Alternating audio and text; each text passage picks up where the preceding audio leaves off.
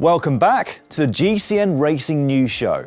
Coming up today, the road season is finished for another year. We'll wrap things up with the Ronde van Drenthe, which was the final men's pro race and the final women's World Tour race of the year, and then move on to track and cyclocross, both of which are now in full swing.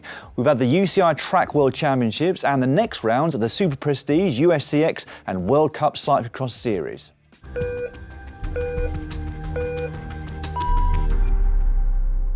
But we'll start with the road. On Saturday, it was the final round of the Women's World Tour, the Ronde van Drenthe.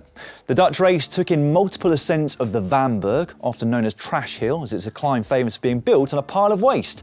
The race was completely dominated by Team DSM, who always had numbers at the front. One of those numbers was Lorena Wiebes, the fastest sprinter in the world for the past 2 seasons. And she proved to be more than just a sprinter on Saturday, forming part of the 7-woman group that went clear in the closing stages.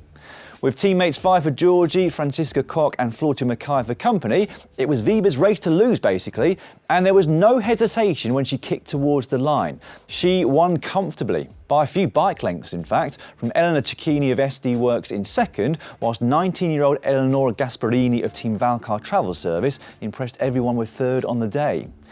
DSM had 5 women in the top 8 at the end of that day, with Suzanne Anderson winning the sprint from the second group on the road, so quite the way for the women's team to end that season. In total, they've had 18 race victories in 2021, and 13 of those have come from Wiebes herself, who is almost, but not quite, untouchable in bunch sprints at the moment. Now she, you would imagine, will start as the 5-star favourite to take the first yellow jersey at the Tour de France Femmes next July. We'll have to wait and see. In the men's race the following day, there was a solo victor in the form of Rune Hedegaards of Sport Vlaanderen Baloise. He came to the finish line with 13 seconds to spare over the reduced bunch, brought home by Andrea Pasqualon ahead of Dylan Groenewegen. And so that is a wrap for the 2021 season on the road, and what a year it has been. Next week, I'm going to be running through the key take-home points from this season, and I'd love your input. What have been the standout performances for you over the last 10 months? What were you most surprised about? What was the biggest disappointment? You can let me know in the comment section just down below. And just before we move on, I wanted to let you know that you can watch the World of Cycling Awards show for free, even if you're not a subscriber. That's right now on GCN+. Here's a sneak peek and something that might jog your memory about the best moments of this year. Once again, we have turned this final show into an end-of-year awards extravaganza. But who will be the winners? And we've had some very close-run decisions too. How can you separate such great riders like that? Amazing race, an amazing moment for the sport. Doesn't he really need teammates, you know, he's just so chill like. I can now reveal that the best female rider of the year, your male rider of the year 2021 is... Watch the 2021 World of Cycling Awards for free, only on GCN+. Great stuff, and make sure you do check out that show if you haven't done so already. Moving on, at the UCI Track World Championships held in Roubaix, northern France, we had 5 days of action-packed entertainment, but there were standout performances for me. The first of those came from Ashton Lambie, the American track star who recently became the first person ever to break the 4-minute barrier in the 4-kilometre individual pursuit.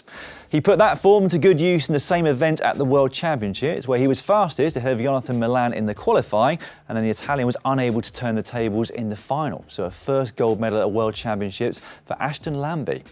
Pre-event favourite there, Filippo Ganna, would have to settle for the bronze, but Italy did take the team pursuit. And the other performance that I was particularly pleased to see was from the Belgian Lotte Kopecky. Now, it feels like she's been knocking on the door of a big win for a long time now, both on the road and on the track. And finally on Saturday, she got it by winning the points race ahead of Katie Archbold. Archbold won the Omnium race, whilst Michael Murko took the Madison gold medal with his partner Lasse Norman Hansen for Denmark. Although for Denmark, that was their only medal of the week. The Dutch were once again a force to be reckoned with on the boards, taking the men's sprint and the Keirin with Harry Leveresen, whilst compatriot Jeffrey Hoagland won the 1-kilometre individual time trial. Those two combined with Roy Vandenberg to win the team sprint, whilst Amy Peters and Kirsten Wild won the women's Madison. However, those 5 gold medals didn't see the Dutch top the medal table. That accolade actually went to Germany, who really dominated the women's races.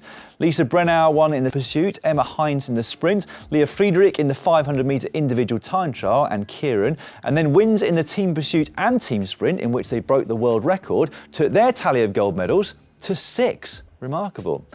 Meanwhile, Elia Viviani took gold in the men's elimination race, and I personally found it hard to believe that that was his first ever rainbow jersey. Feels like he's been very successful on the board for a few years now. His compatriot Letizia Paternoster won the equivalent women's event, and they both managed that despite the Italian team having a whole load of their bikes stolen in Friday night. And finally, Benjamin Thomas won the points race, and Ethan Hayter rounded out what's been a fantastic year for him by taking the rainbow bands home from the Omnium. And the Track World Championships lead us nicely on to the brand new UCI Track Champions League.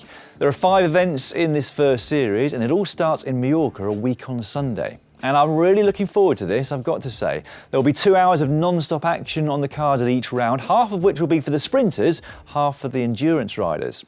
We'll have a full preview coming up next week, so you're up to speed on what the different disciplines are, and indeed, who's taking part. Right, from the boards now to the mud, and it was the 4th round of the UCI Cyclocross World Cup, which took place on the notoriously sandy Zondervan course yesterday. After 3 rounds over in the US, the series returned to Europe, but without Marianne Vos, who is now taking a short break.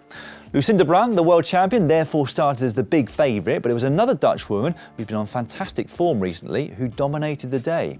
Denise Betzemer was with Brandt for much of the race, but went clear in the latter half and ended up with a large 46-second margin of victory. Celine Del Carmen Alvarado took 3rd spot on the day, a performance made all the more remarkable as she missed the US rounds due to health issues and therefore had to start near the back of the grid. The first non-Dutch woman, which is an achievement in itself these days, went to Line Bakir of France, who finished 8th. In the absence of Vos, Betzemer will now head into the next round as the new series leader in the World Cup. In the men's race, Tone Arts was up to his usual trick of a very strong finish. Series leader Eli Isabit led from the gun, taking an elite group of riders away with him, and that group would pretty much stay together until the final couple of laps. In the end, Arts made the difference on one of the running sections of the lap, carving out a lead over 20 seconds as the bell rang for the final lap. And that was that. Nobody was able to catch the tall Belgian. His teammate Lars van der Haar finished 2nd on the day, whilst Isabit kept his series lead by taking 3rd on a course which he said didn't suit him at all.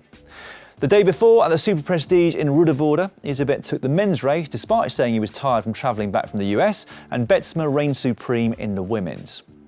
Now, whilst those 2 series are not even close to their halfway mark just yet, the US Cyclocross series concluded with the final 2 rounds in Mason, Ohio at the weekend. In the absence of prolific winner Vincent Bastains, who had returned to Europe, the home favourites took full advantage in the men's, with Eric Brunner taking victory on Saturday and Kerry Werner on Sunday. And with that, and his consistency over the 8 rounds, Werner had done more than enough to claim the overall series win. In the women's, the winner of the first 2 rounds, Canadian champion Magali Rochette, was back at it, bookending the series with wins in the final 2 rounds as well. However, in missing 2 races earlier in the series, she didn't take the overall win. Caroline Manny of France finished runner-up to Rochette on both Saturday and Sunday, giving her a 24-point advantage over the Canadian in the overall standings. Now, in terms of what's coming up on GCN Plus this week, we've actually got quite a quiet week ahead, relatively speaking. In fact, there is no live racing on GCN Plus until this coming Sunday, when we have the 5th round of the UCI Cyclocross World Cup from Overijse. The women's race starts at 13:30 CET with the men's race at 14:55, but don't forget, for a lot of us, the clocks will be going backwards the night before. Those races are available to watch on GCN Plus throughout Europe, except for Finland, Sweden, Italy, Belgium and Norway. But then on Monday, it is the next round of the X2O Badkammers Trophy at the infamous Koppenberg Cobbled Climb. Start times are roughly the same as the day before. We also now have the highlights of the Serenissima gravel race up on the app if you'd like to see exactly how that panned out over in Italy last week. In other news, the result of the 2nd round of the men's ZRL had to be amended in the week after the first rider across the line was disqualified. Stefan Kirkmaier of Kirkmaier Racing had done his pre-race weigh-in, but then forgot to update his Zwift profile before the start of the race. He did realise his error soon after the finish though and reported it himself, so fair play to him. Sai is going to be back tonight hosting round 3 of that series live on GCN Racing, so he'll have all the details for you there and an update on the series standings. In transfer news, Legion of Los Angeles have made a big name signing for 2022 in the shape of Ian Garrison. The American has spent the last couple of years at the Deceuninck Quick-Step World Tour squad, and their women's team have made a big name signing too in the form of Alexis Ryan, who will join her sister Kendall. There are also rumours that one or two other high-profile names may be headed to Legion next year. Chad Hager is amongst those rumours, as he's just announced he'll be leaving Team DSM after 8 years with that squad. We'll keep you posted. Astana have been busy signing up more riders, with Simone Velasco and Alexander Ryabashenko moving away from Gazprom Rusvelo and UAE Team Emirates respectively. And they've also signed Michele Gazzoli from Team Kolpak. He's a 22-year-old who was recently 4th at the Under-23 World Championships. Now, one rider who's moving away from Astana is the Italian national time trial champion Matteo Sobrero. He's headed to Team Bike Exchange.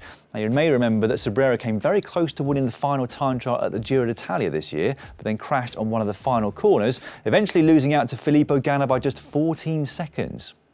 Now, the biggest name signing over the last week, though, was Giacomo Nizzolo. He's moving away from Quebecer, who are still struggling to find the sponsors to continue next year. He's going to be going to the Israel Startup Nation. Now, you can understand why the riders of the Quebecer team want to ensure a space on another team for next year, but I do hope that Doug Ryder and his team can find a way to continue. They've been a unique team in pro cycling for a lot of reasons over the last few years, and it'd be a real shame to see them disband completely, so fingers crossed. Right, that is all for this week. Don't forget to tune in live tonight for the third round of the Zwift Racing League from 7 p.m. BST. And I'll be back next Monday with a wrap-up of the key points we learnt from the 2021 road season.